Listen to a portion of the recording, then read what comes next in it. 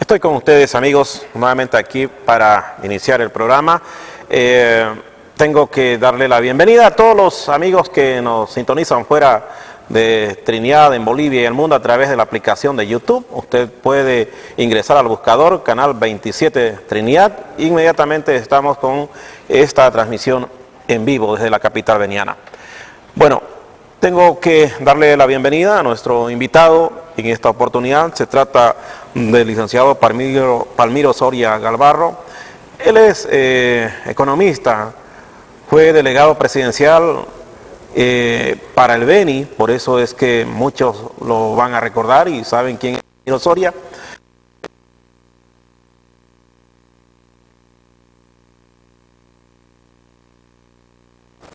De nuestro país, y Palmiro se dedica a multifacético de lo que va a hablar un poco.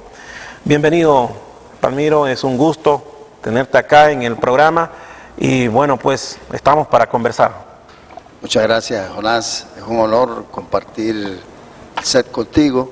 Un saludo cordial y afectuoso al pueblo trinitario, a la capital de todos los venianos, desde el corazón amazónico del Beni, Ribera Alta, con mucho cariño y con mucho respeto, y para celebrar con todos los bolivianos este 194 aniversario de nuestra querida patria.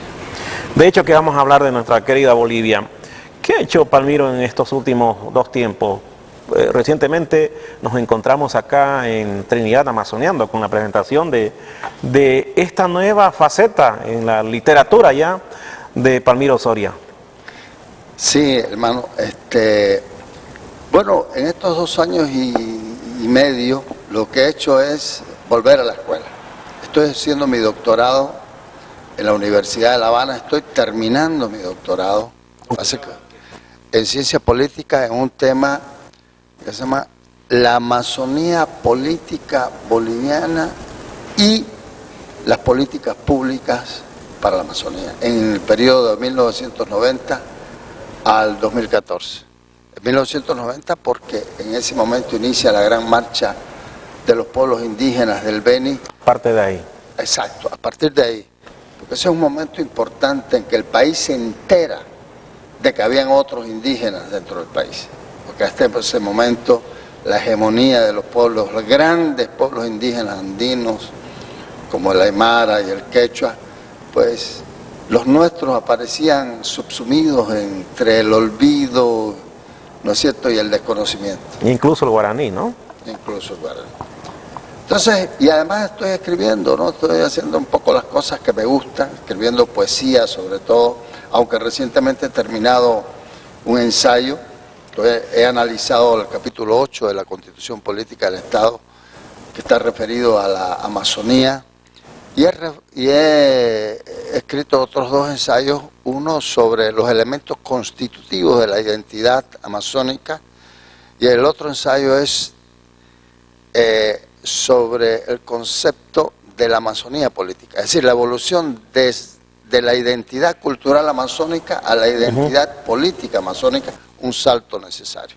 Entonces, no me he desvinculado de la Amazonía de la región, y créeme que yo soy de los que opino que Monjos es profundamente amazónico, que los 150.000 kilómetros que tenemos nosotros de, como dicen los aymaras, de Sucacollo y Sucauma, son una expresión vital de una gran cultura que estuvo asentada en este pueblo. Si hubo una civilización amazónica, la hubo allí, porque cuando tú tienes 150.000 kilómetros de sembradíos, quiere decir que tú tienes que alimentar a mucha gente. ¿Y dónde estaba esa mucha gente? Aquí, una parte, y la otra parte seguramente era el comercio con los pueblos aymara y quechua, ¿no? Con los Andes.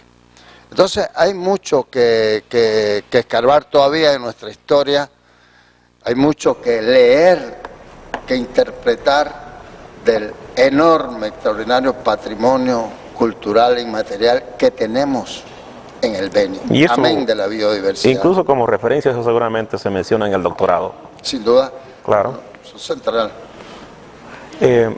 Bueno, eres muy amazónico. Palmiro Soria es un representante digno de la Amazonía riberalteña. Y beniana. Y se queda esa tesis allá nomás en los años 80, 90, o volverá el tema de la Amazonía, la región amazónica, el departamento amazónico. No, mira, está en la Constitución Política del Estado. Es central tu pregunta y te la agradezco mucho porque Bolivia es un país de regiones también. Es un país diverso, pero también es un país de regiones, en su diversidad. Y esta región amazónica es la única región que se encuentra en la Constitución Política del Estado, el capítulo 8, que define la Amazonía. Sí, está. Es la única constitución de las 19 aproximadamente que hemos tenido que recoge a la región amazónica en su texto constitucional y que obliga al país, dice en sus 3 artículos que le dedica 390, 391 y 392, que la Amazonía es una región estratégica para el desarrollo del país, que la cuenca amazónica. Entonces, independientemente de que hay un error conceptual en la definición de Amazonía, porque solamente define el norte amazónico, pero aún así, porque la Amazonía tenía una relación traumática con el Estado boliviano. Imagínate que la primera vez que nos visualiza nuestro Estado es en el mapa del presidente Linares de 1879 y aparece región desconocida habitada por salvajes. Eso dice el mapa, por el norte. Ya no somos tan salvajes, pero tampoco tan conocidos. Seguimos siendo como una incógnita para el resto del país. Pero de ahí, la relación con el Estado boliviano fue realmente... El Estado siempre tuvo una mentalidad rentista.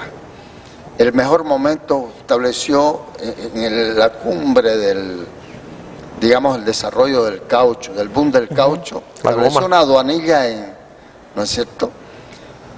Y de ahí sacaban el 30%, se ha estimado que el 30% se pagaba, el 30% de la burocracia estatal la pagaba la aduanilla de Villavella. Villavella.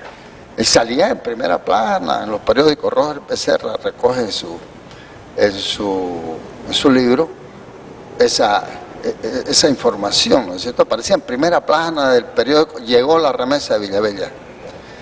Pero después el Estado abandonó sus funciones, sus deberes con la región en manos de los barraqueros, de los empresarios. Es a partir del 2006 que el Estado asume la plena responsabilidad con esta región. Entonces, una expresión es lo de estar en la Constitución Política del Estado que nos permite hacer una ley para el desarrollo de la Amazonía. Yo creo que eso hay que hacerlo, con base a la cuenca, no en base a la definición de Amazonía que tienen, porque esa es la frontera interna que delimita eso, achica la Amazonía. Entonces, estamos aquí en la Amazonía, Trinidad, la cuenca todo hidrográfica. mojo, exactamente, con la cuenca. Entonces, en el futuro habrá que enfrentar eso. Eso es un sueño, todo el Beni amazónico, todo el Beni favorecido por una gran ley de la Amazonía que posibilite y acelere el desarrollo de la región. Sin embargo, desde el 2006 a la fecha, el Estado boliviano desembarcó en la región y nos ha ayudado a integrarnos con el resto del país. Lo que se ha hecho en carretera realmente es un sueño. Ustedes recientemente acaban de inaugurar la carretera Mojo-Trinidad, ¿no ves? Nosotros lo hicimos antes, Riberalta, Trinidad, que yo vi a mis abuelos, mis tíos, a los parientes soñando con ese proyecto, y Evo lo hizo. Entonces hay más de 500 kilómetros, creo, son los que se han hecho en carretera y unos puentes enormes, extraordinarios. Entonces, no solamente eso, realmente el Beni ha tenido las políticas de Estado, o las políticas de gobierno más bien, han tenido un impacto significativo en el desarrollo de la región. Para nosotros, es una bendición que haya aparecido Evo Morales. A pesar de la resistencia del primer tiempo, nos acordamos. Sí. Es decir, cómo lo vituperaban al presidente ¿Tu Evo. oficina? La delegación presidencial. La tomaron. La destruyeron. La destruyeron.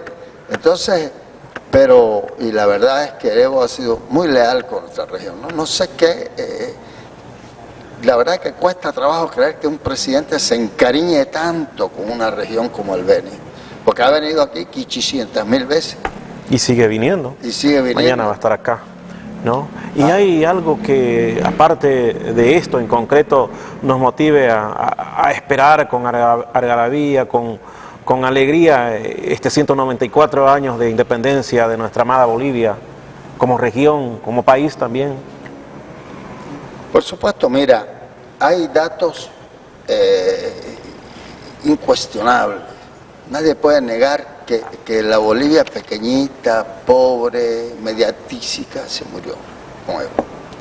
Si Bolivia cambió en términos económicos de tener una economía de 9.000 millones de dólares a tener 40.000 millones. Eso es un brinco espectacular. Bolivia ha sido el único país de América Latina que en estos 13 años ha tenido un crecimiento sostenido de un promedio de casi el 5%, 4,8% por ahí. Incluso en la coyuntura económica más difícil que ha tenido América Latina, que es el 2013, 14, 15, Bolivia estuvo creciendo significativamente por encima de la media latinoamericana. Ahora, recientemente la CEPAL ha publicado sus estadísticas, sí, sus da estudios. un crecimiento estimado para este año de 4%, pero tú ves que el que nos sigue es 2 puntos y pico, 1 punto y pico, por encima del Brasil, Argentina, Perú, Chile. Claro. ¿Me entiendes? Entonces, eso ha sido un logro extraordinario, mantener un crecimiento económico sostenible y además distribuir y redistribuir la riqueza de manera justa. Lograr sacar casi 3 billones de bolivianos de la pobreza. Eso es una hazaña. Este tema que se maneja en los estudios de las grandes macroeconomías, y tú lo entiendes perfectamente como economista, Palmiro, ¿cómo nos hace bien a la microeconomía, a los bolivianos, al pueblo? ¿Cómo invertimos esa macro a la micro y que todos vivamos en mejores condiciones, el vivir bien en Bolivia? Por supuesto, mira, la línea divisoria está en que tus políticas, lo que tú hagas, siempre te preguntes, ¿a quién beneficia lo que estoy haciendo? ¿Al pueblo o a otros? Fíjate tú el poderoso simbolismo que significó la ley de hidrocarburos, que en los regímenes neoliberales, ¿no es cierto?, el 82% era para las transnacionales y el resto para nosotros. Y él le dio la vuelta, el 18% para ellos y el 82% para el país. Pero esa decisión de soberanía política ha sido grandioso. Pero ahí estuvieron los recursos para financiar, ¿no es cierto?, este proceso acelerado de eliminación de la pobreza y particularmente de la extrema pobreza. Que llega con la redistribución equitativa de los recursos. Exactamente. A los bolivianos. Exactamente. Los bonos, las atenciones sociales para la mujer, para los niños. El bono Juancito Pinto, el bono de la renta dignidad, ¿eh?, para los jubilados, adultos mayores. Para los mayores. Y bueno, el bono Juana Luis de Padilla. Son maneras de inyectar ese excedente de dinero que captura el país hacia abajo para ayudar a salir a la gente de la pobreza. Pero hay proyectos importantísimos del país hacia la industrialización, en la educación, mejorar las capacidades que tiene el país para enfrentar su destino histórico, al apostar por la juventud, que el proceso ahora le está prestando una especial atención, en lograr este nivel de estabilidad social, de estabilidad económica, de estabilidad política. Eso es un patrimonio. Vos sacás la cabeza por la ventana del país hacia afuera y mirás en todos los países de América Latina unas tensiones horribles.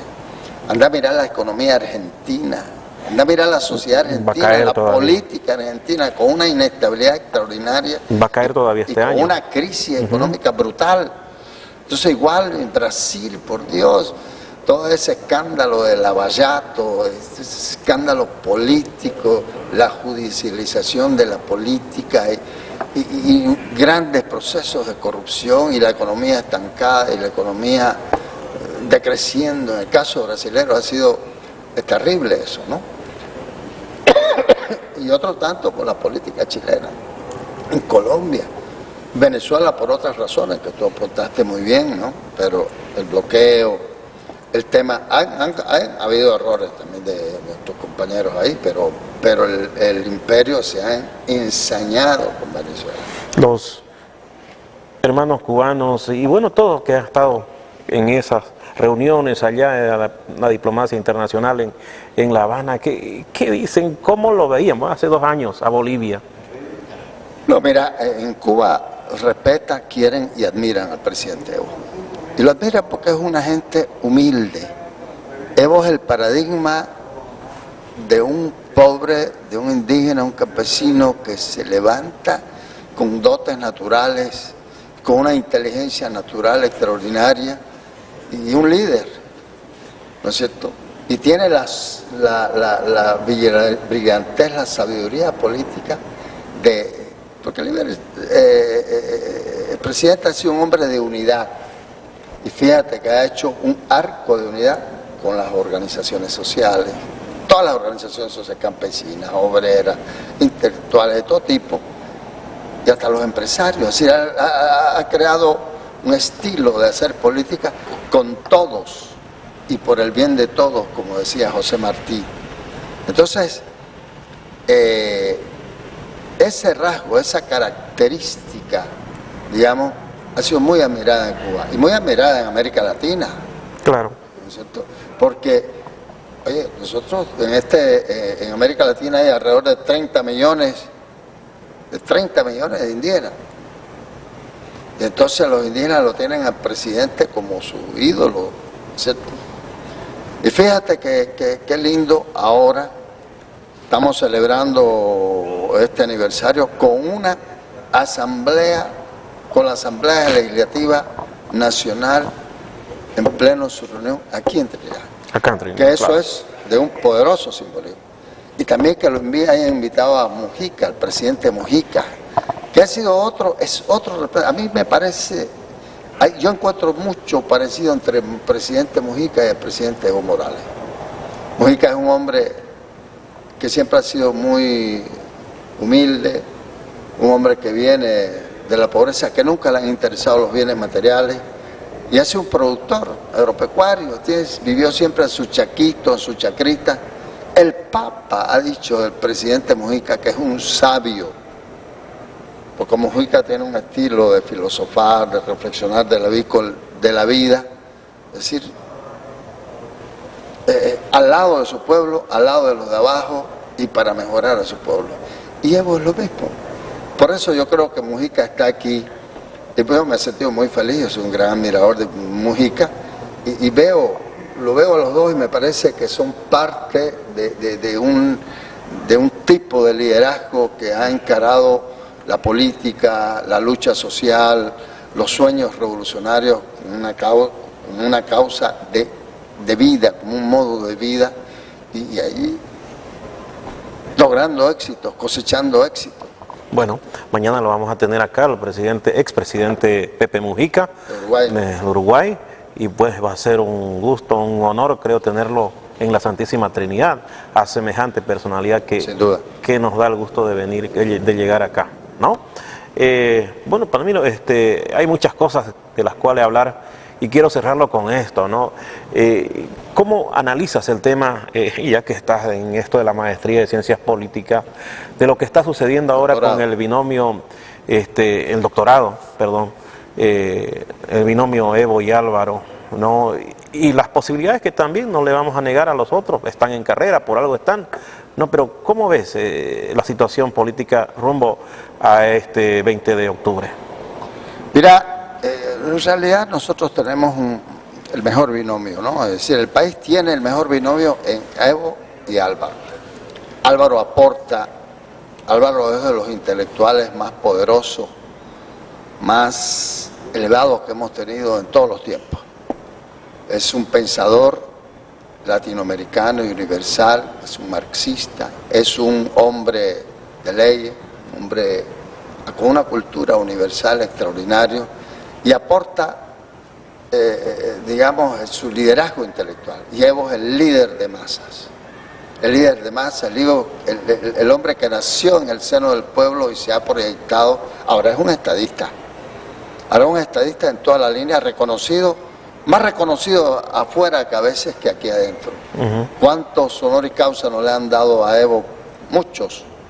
Y al Álvaro también, por ese su aporte a la causa de los pobres, a la causa de los humildes, a la causa de los pueblos indígenas, a la causa del proceso de desarrollo social, y al Álvaro igual. Veo dos hombres decididos a cambiar el país, decididos a conducir el país, de llevarlo a la agenda, al bicentenario de la República como un país fortalecido, extraordinariamente desarrollado y con voluntad política de lograr esos objetivos. Veo a Mesa y a su vicepresidente, como siempre fue Mesa, ¿no? Un intelectual brillante, inteligente, pero pusilánime políticamente.